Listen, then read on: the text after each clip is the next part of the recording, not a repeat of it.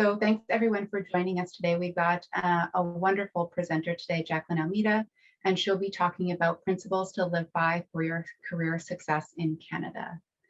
Once again, I'm Candace Fox, and I'll do a more formal introduction here in a moment. But if you do have any questions or comments, please throw them in the chat. We will take questions at the very end of this presentation, so you should be able to see those at the bottom of your screen.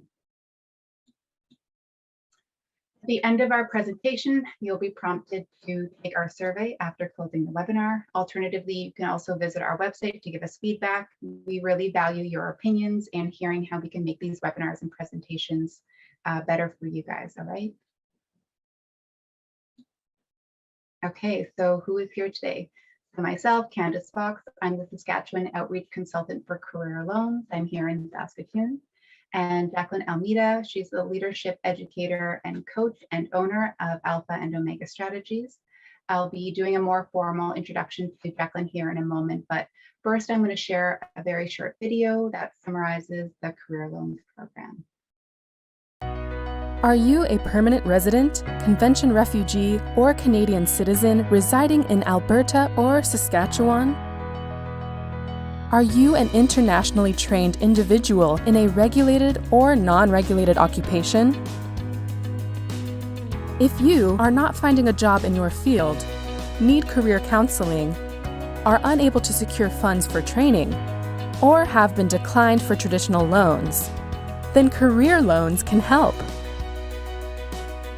Career Loans is a virtual program that has partnered with HSBC Canada to provide financial counseling, career counseling, loans of up to $15,000, referrals to employment services, alternative career advice, and a guide to the accreditation process.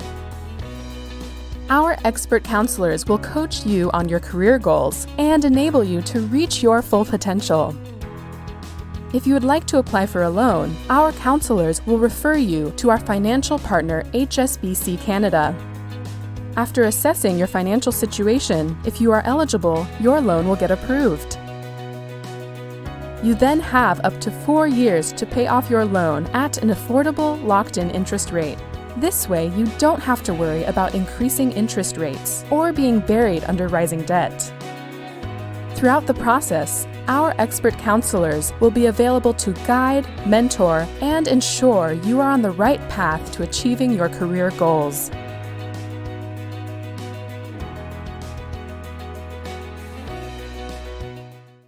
So what's on the agenda for today? So I'm going to introduce. Oh, I'm just going to get my video turned back on here. There we go. I'm going to introduce our guest, Jacqueline. She's going to go through her presentation, Principles to Live By for Your Career Success in Canada. I'm going to come back in and chat a little bit about how career loans can help.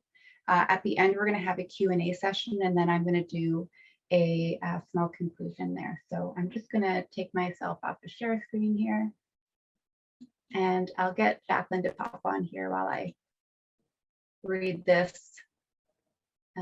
bio. So Jacqueline Almeida is a dynamic leadership educator and coach in Saskatoon. She's the owner-operator of Alpha and Omega Strategies and works with entrepreneurs and organizations to develop and strengthen their leadership capacity through clarity, focus, direction, and order.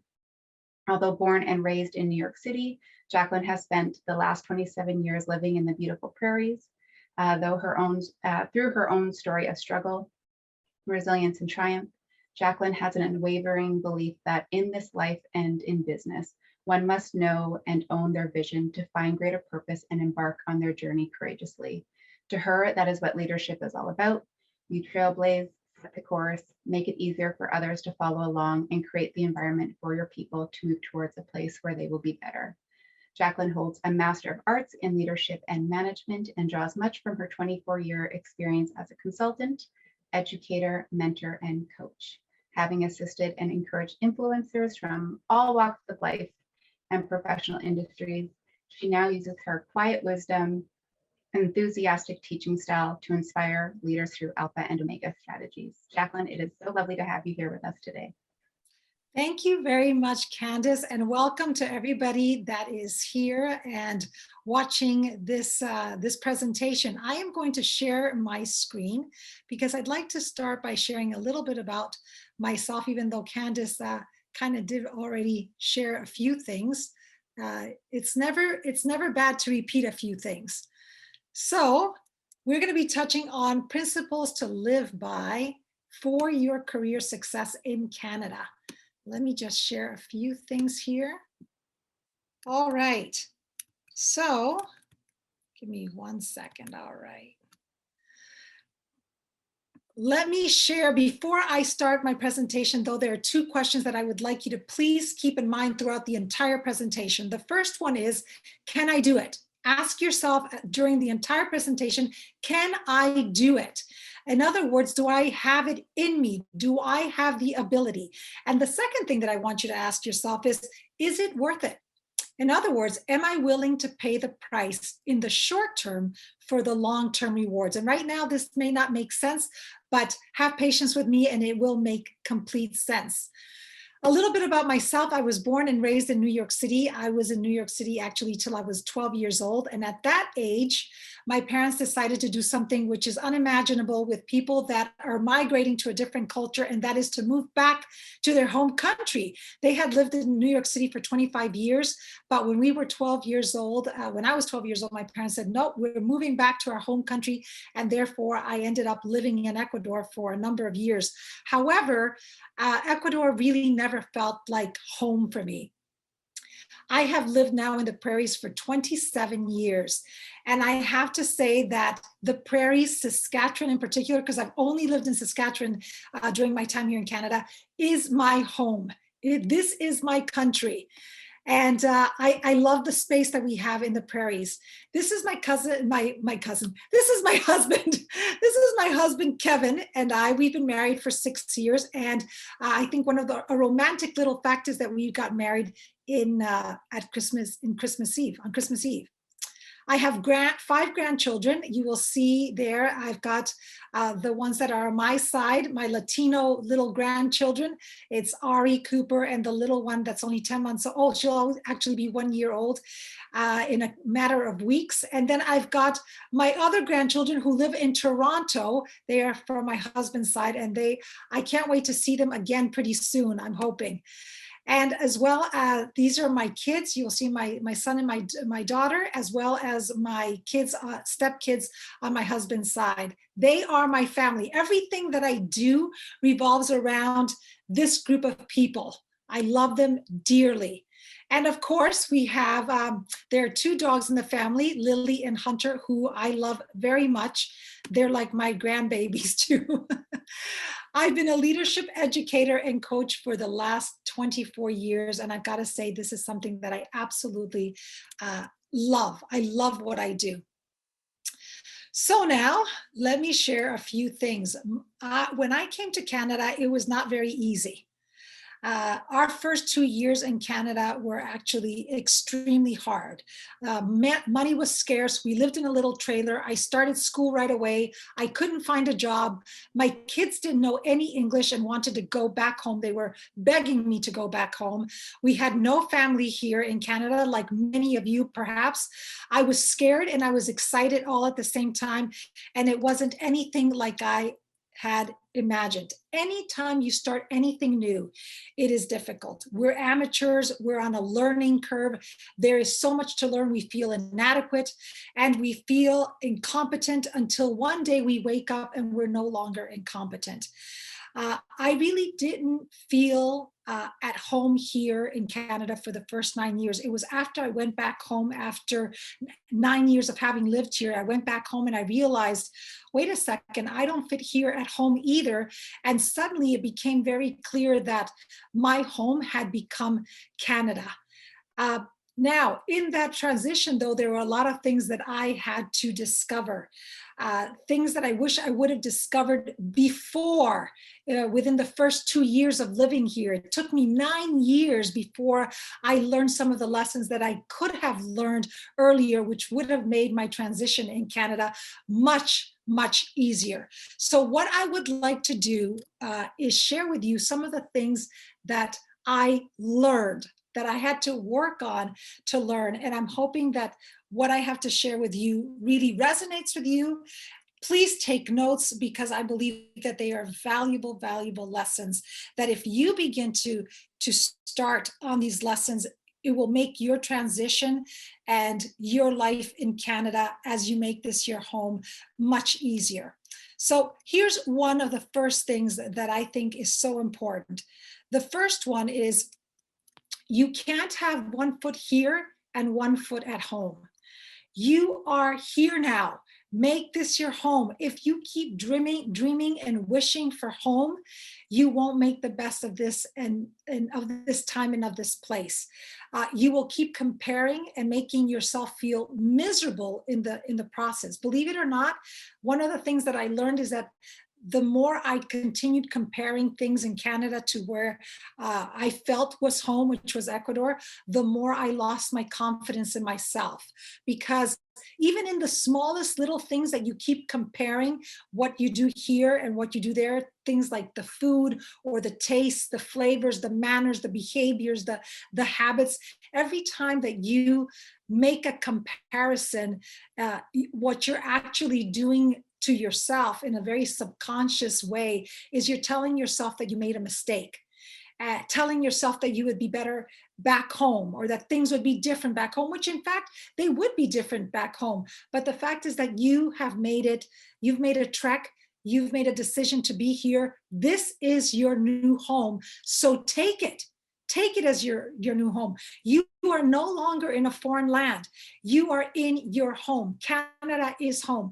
Remember that you chose to be here. You fought to be here. You have paid the price to be here.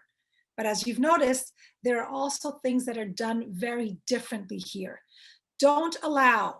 Please don't allow whatever the difference is to keep you from learning what you've been destined to learn here in Canada. Canada has an appointment with you. It's drawn you here for reasons that you're not even aware of yet. Your destiny is written in the pages of the future of this country. Never forget that.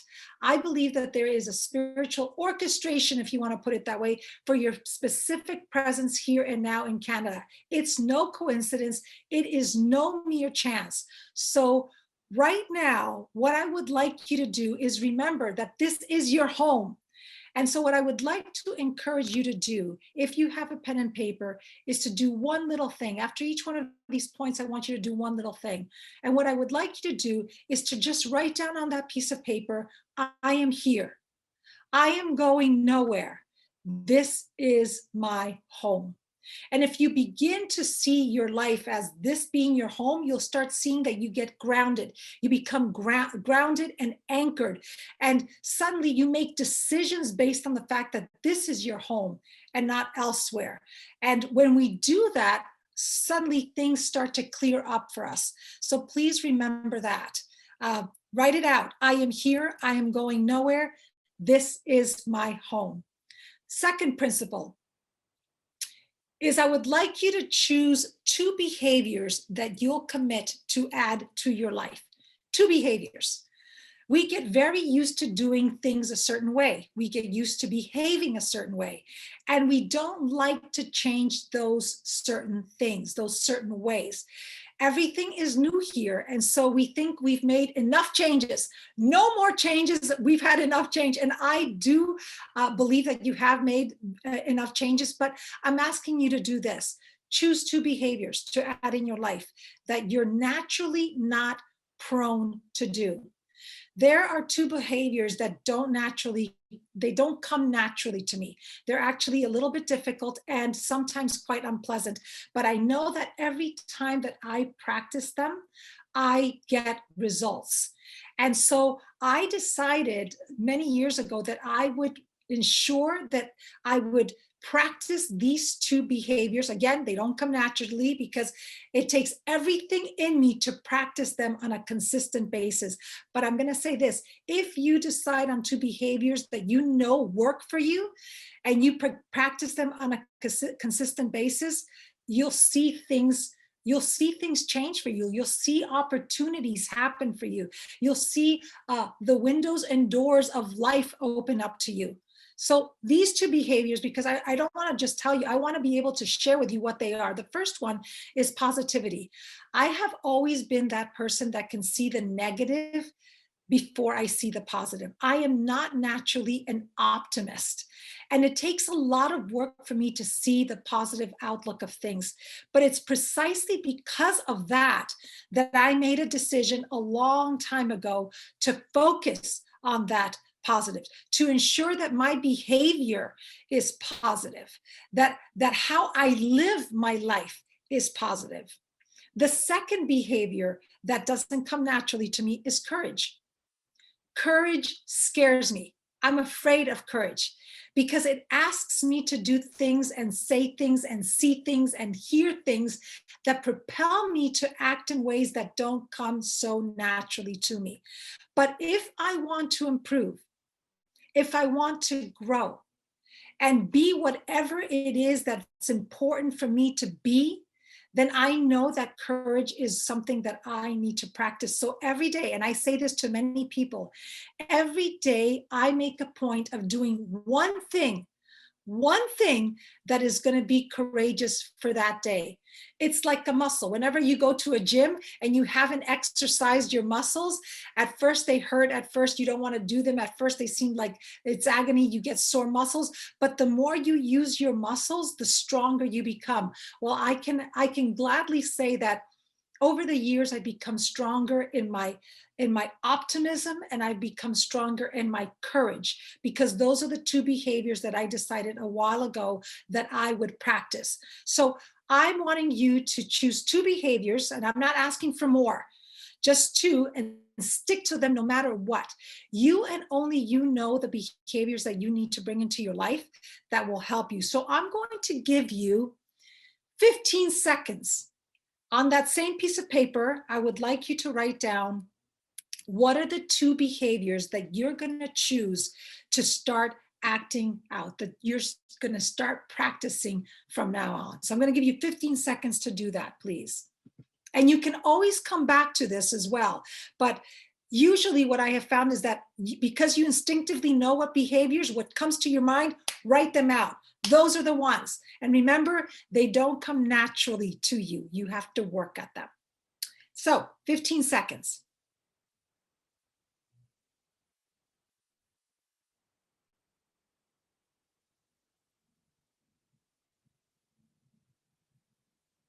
All right. And again, I am so proud of you for writing these two behaviors, because they will certainly make a difference for you. Okay, next principle. Stop thinking about the dollar exchange.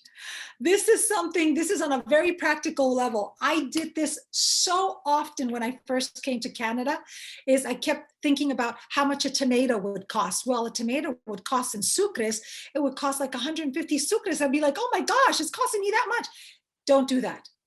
It will drive you absolutely crazy. It won't help you, and it will actually have you live in a mentality of scarcity, where you're constantly going to think, I don't have enough, I don't have enough, I don't have enough, and rather than living in a space of abundance. So I would like you to think about no longer living in that place, even though it will come so instinctively to you. I'd like you to really encourage you to say, no more.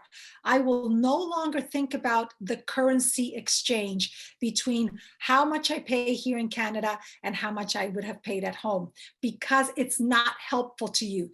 Never continue doing anything that is not going to be helpful for you, and the exchange is not. So again, the one thing that I would like you to do is to say this to yourself and write it out on a piece of paper again.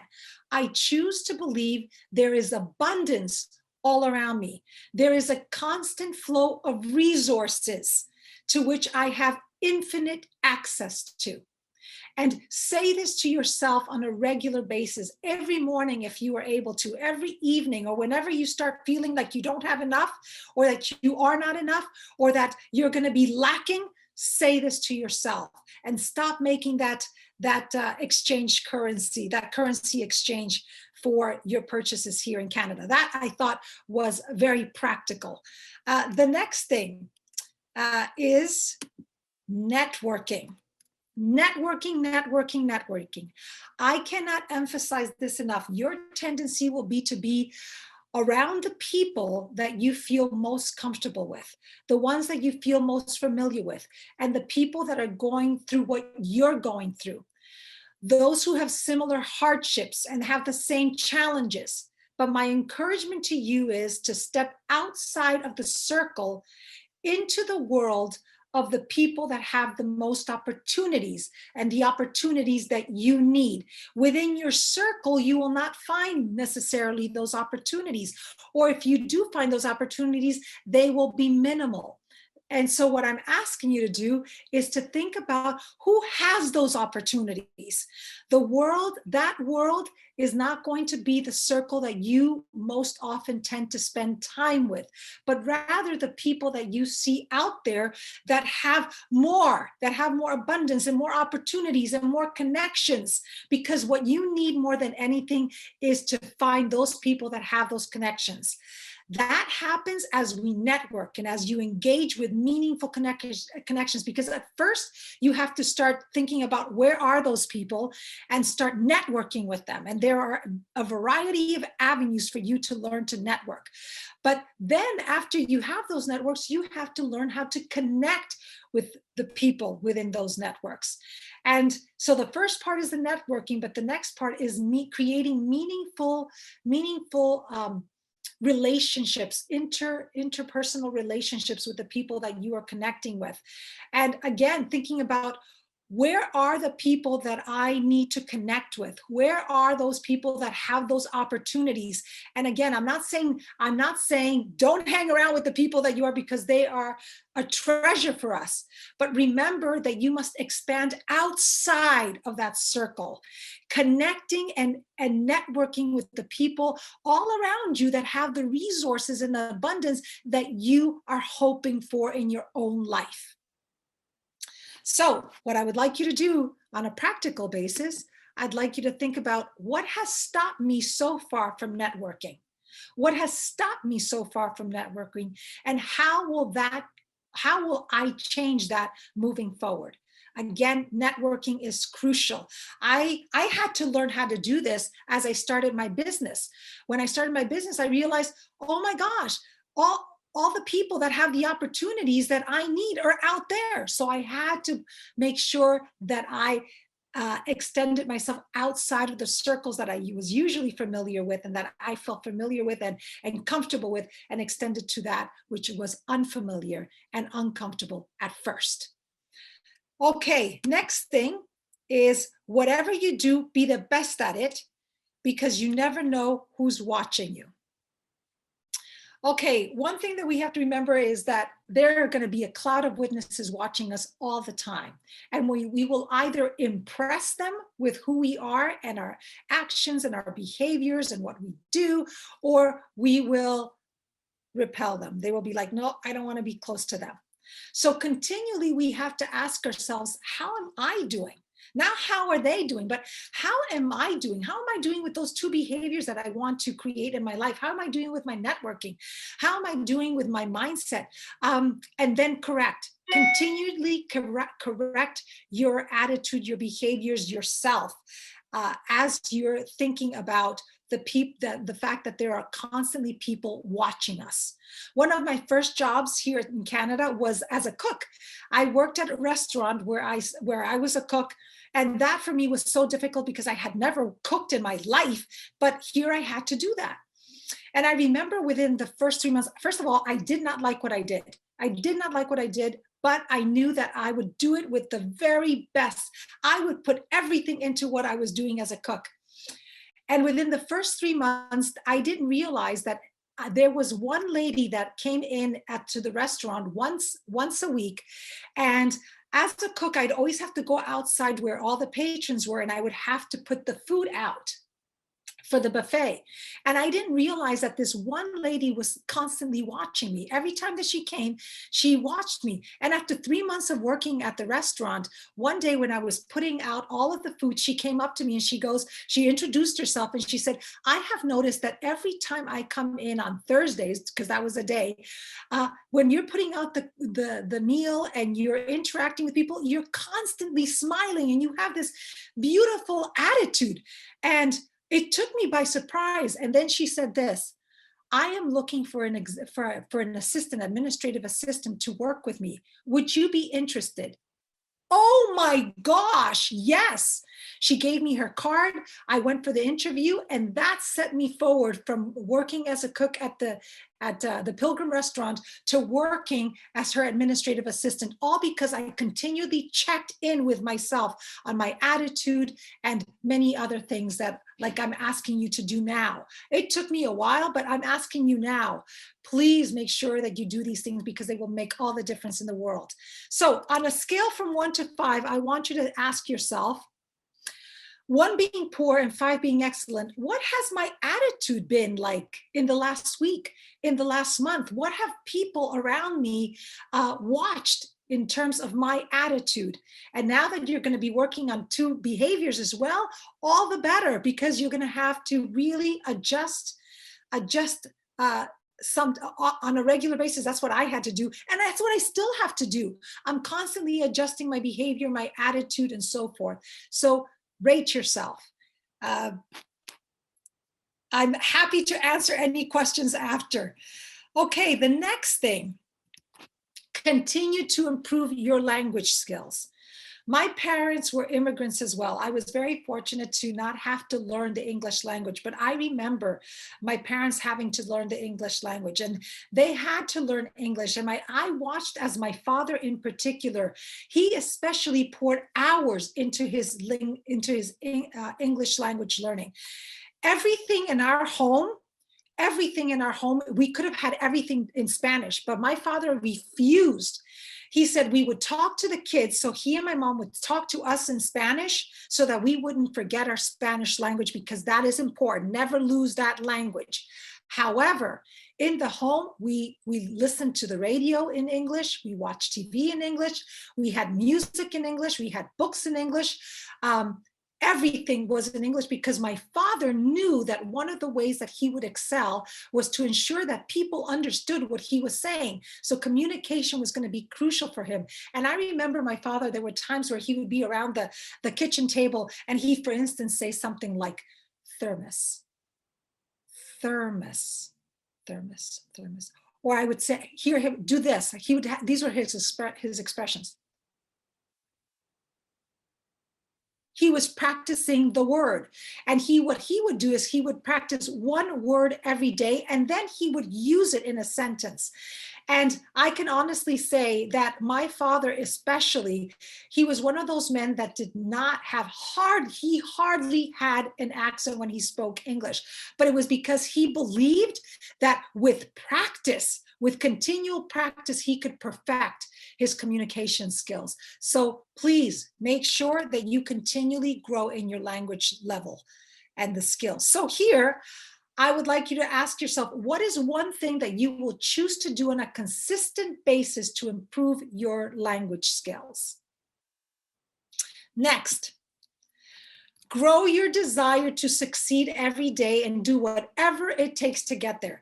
I became an acute observer of the people around me, of the people that I saw I wanted to be like, I wanted to become like. And then I imitated their behavior. I kept asking myself, who do I want to be like? What do they do? What do they not do? How do they dress? What conversations do they have? What do they read? Where do they hang out? And I remember, because I so wanted to succeed, and I saw them as successful, then I watched, I observed, and then I imitated. I imitated what they did. And suddenly I started noticing differences again. However, I want to be careful to say this does not mean abandon your culture, no, not at all. It's a slow integration, right? It's a slow integration, but we have to be intentional. We need to be purposeful as to what we want to become. What is it, and how do we define success, and then how do we get there? That's what you need to be thinking about. And again, gradually imitating what they were doing is what has helped me. A few things that I want you to remember, though, is that successful people always do things that unsuccessful choose not to do. Let me repeat that. Successful people always do things that unsuccessful people choose not to do. So what I like you to do is I'd like you to ask yourself, what do you want? What do you want more than anything? Think about that success. What do you want more than anything? And what is the price that you're willing to pay for it? Think about that. Think about what is the price that you're willing to pay for it. Next, start low, but aim high. What I mean by that is I started as a cook. It was a survival job. There is never any shame ever working to put food on the table, to put a roof over your head and keep your family safe. That is your story of heroism. That is your love song to your family. There is never any shame in starting low, but always aim for high. Whatever you have to do today to ensure that you and your family are doing well, because that will always be your love story to them. Don't be ashamed of that. If anything, raise your head, walk with confidence, because you are doing what you must, but aim high.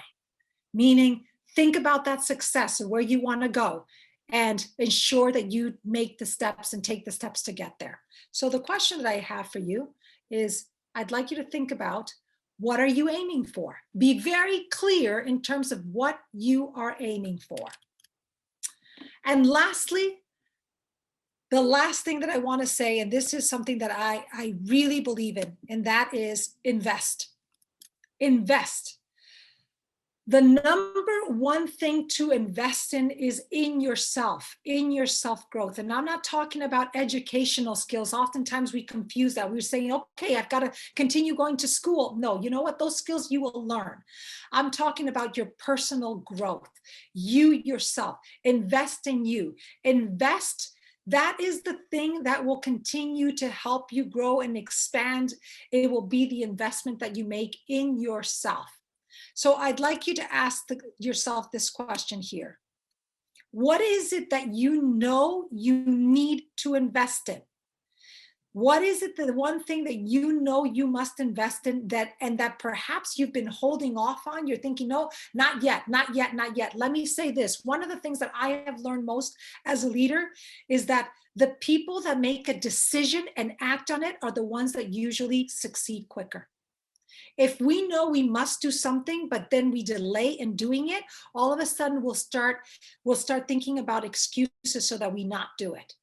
Decide, invest.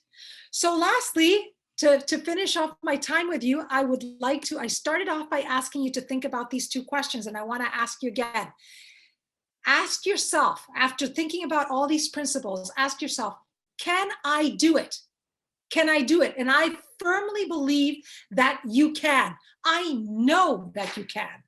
Can I do it? And then the next thing is it worth it? I can tell you from experience that it absolutely is worth it. Don't think so much about the short term. Constantly think about the long term. Invest in yourself. Do these 9 principles. Believe that you can do it, and know that it will be worth it. It has been a pleasure. Thank you so much.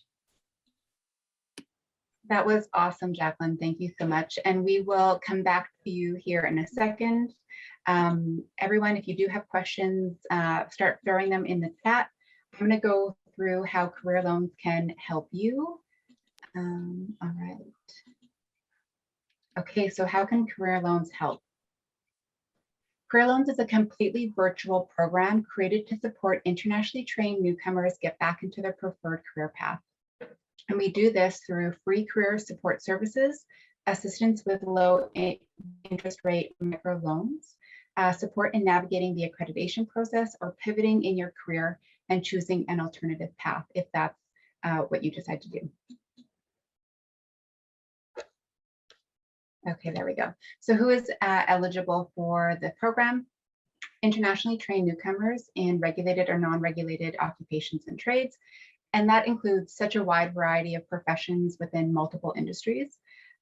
Residents of Alberta or Saskatchewan, permanent resident, Canadian citizens, or a convention refugee, as well as Jacqueline was talking about in terms of language.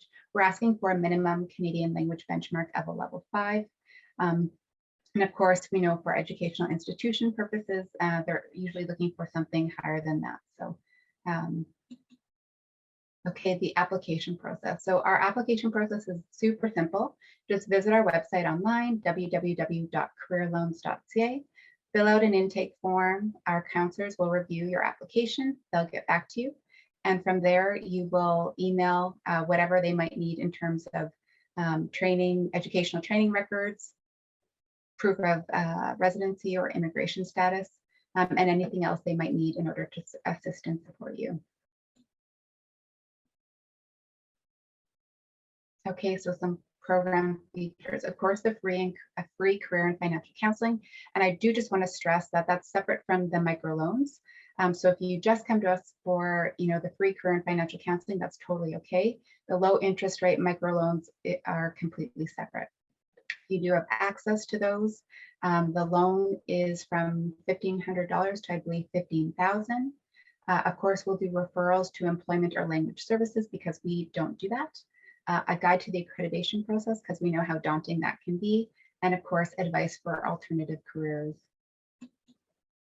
If you were to jump off this webinar after we're done and registered with us today, you'd have access to tons of content, tons of past webinars, access to our expert counselors, lots of information around latest industry trends in Saskatchewan and Alberta, and of course, access to live guest speakers like the one today. In terms of the microloan, again, this is a completely virtual program. I only have 2 branches, one in Regina and Saskatoon. So if you're joining us today from a smaller rural center, that's not a problem at all. Our financial partner is HSBC. And as I mentioned, the microloan is up to $15,000. It's a low interest rate, so prime plus 2%. I believe that's still 4.45%, completely locked in. You have 4 years to repay the loan. And again, it's processed virtually. Okay, so just to recap how we can support you. So one-on-one, of course, a virtual career counseling session with our expert career and financial counselors to help you determine your next path. Referrals, if you are looking for language or employment support, we can certainly refer you to other organizations across Saskatchewan. And of course, the microloan. So if you are looking to do any sort of bridge training or upgradation, and you are interested in going back into the educational world and doing anything around that, we can provide a microloan for educational purposes.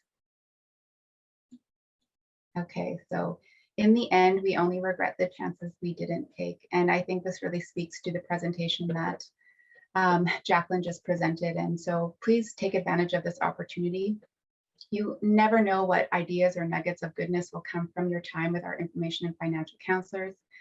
They're absolutely here to help you. You will leave with more clarity than when you came in. I can promise you that. But of course, don't take my word for it. Please go online and read the many testimonials of happy clients. And that's it for me. We'll open the floor for questions if anyone has. Okay, I'm just going to pop in this Q&A here. Okay, so Jacqueline, I believe this is for you. Can you tell us about your career path? How did you become a good presenter? Thank you very much for that. I think that I have actually, it's a great question.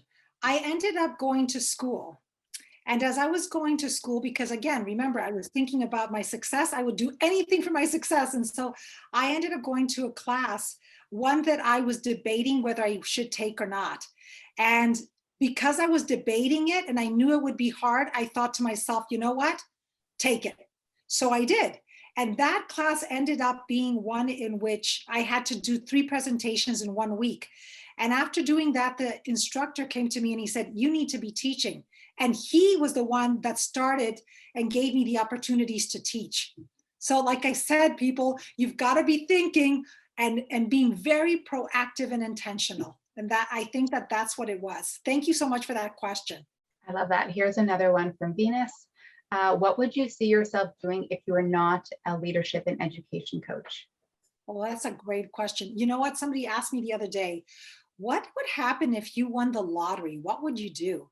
And I thought about that and I said, I think I'd continue doing what I'm doing. I love what I do.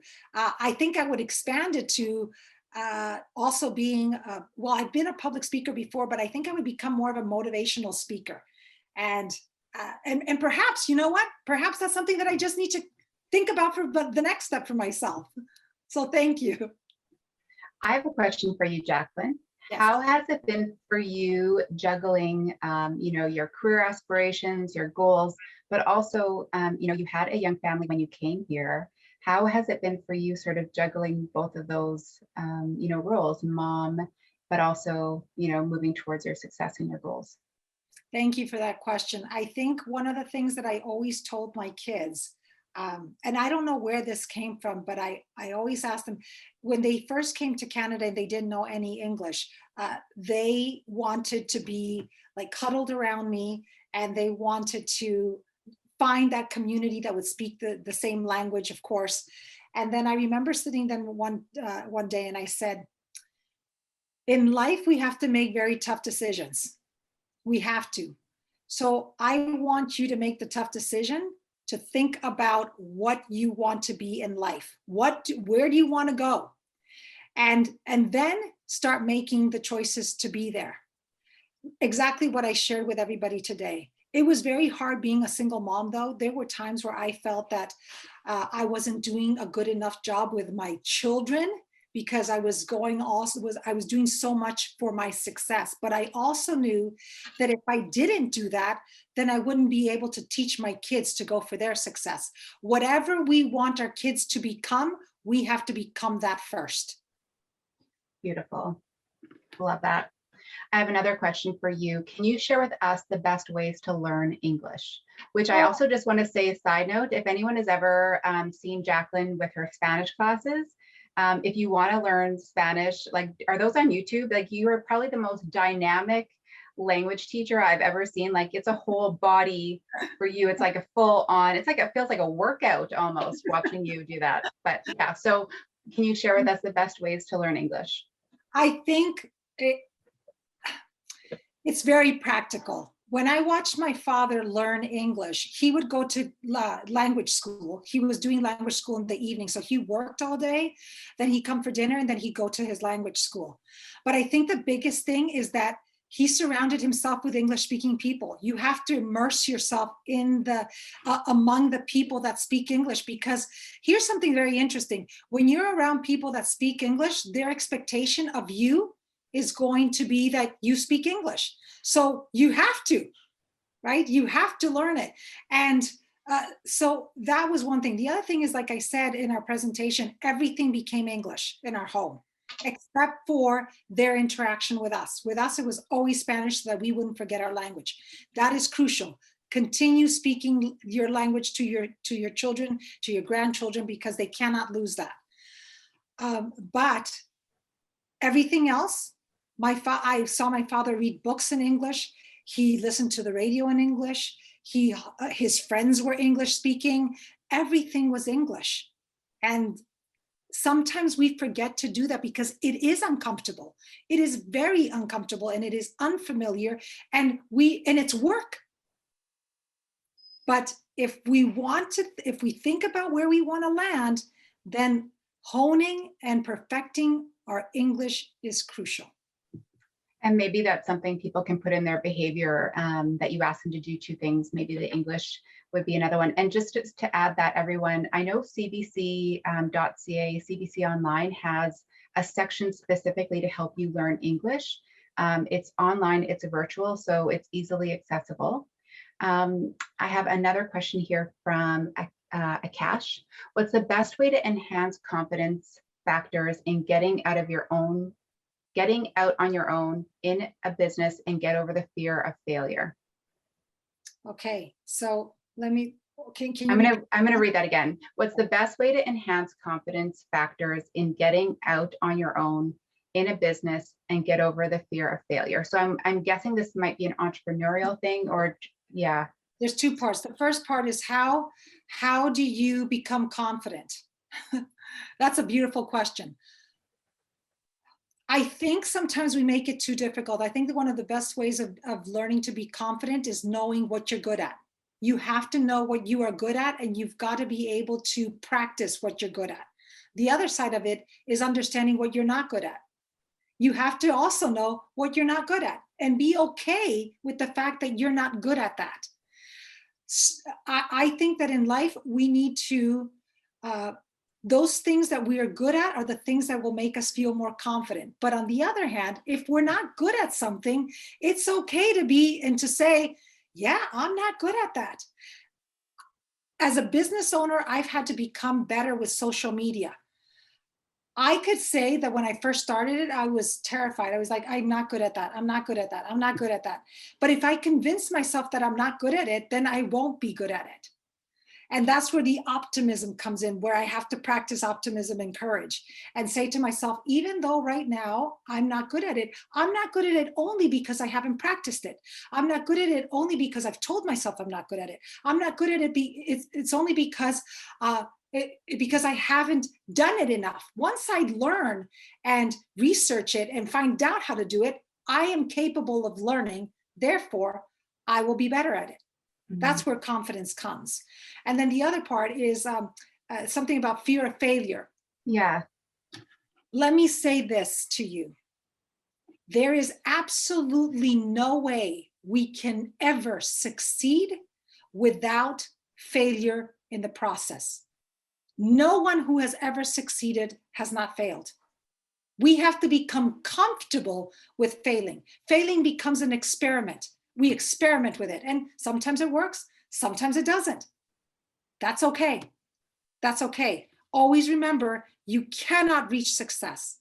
It's impossible to get there without having gone through failure, because the failure is what teaches us, gives us this next step, gives us the insight to what I can do better to reach success.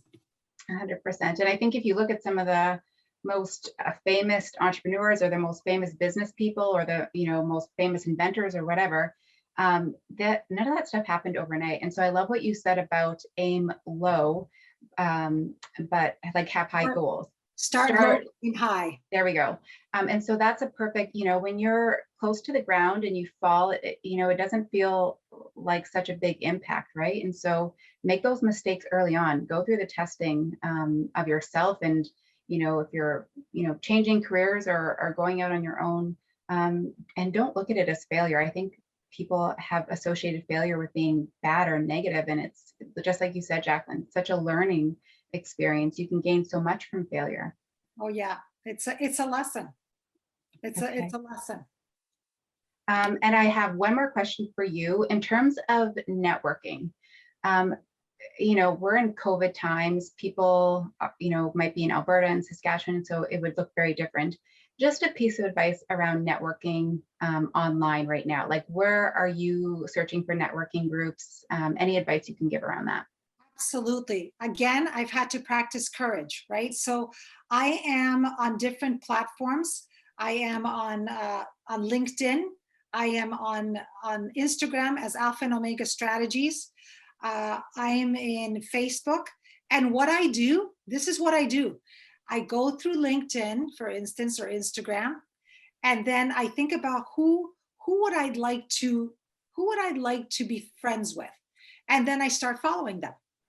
And then after I start following, following them means that I become genuinely interested in them, and then I make comments to some of their posts, and they become familiar with me. I become familiar with them, and then there comes the day where I know I have to send them a private message and say, I've been following you for a little while. I think some of the posts that you have to say are so brilliant. I like what you said about this, this. I am actually a business owner. I own Alpha and Omega Strategies. I tell them a little bit about myself. And I said something as simple as, I would love to know if you'd ever be interested in a 30-minute Zoom conversation where we get to know each other and see if I can be a resource to you.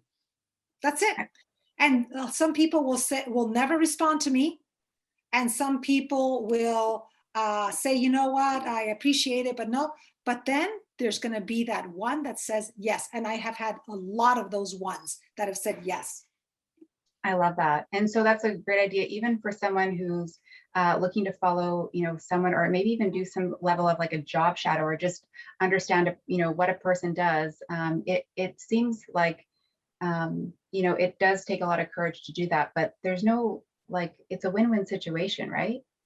I'll tell you this. I sent an email a long time ago, a private message on Instagram to somebody. It was out of the blue. And I thought, oh my gosh, why did I do that? Immediately we become so hard on ourselves. Never do that, because I learned my lesson.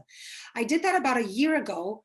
And 1 month ago, they sent me a message saying, you know what, we've been following you, and we'd like to know if you'd be interested in doing a leadership training for our staff. And I'm doing that.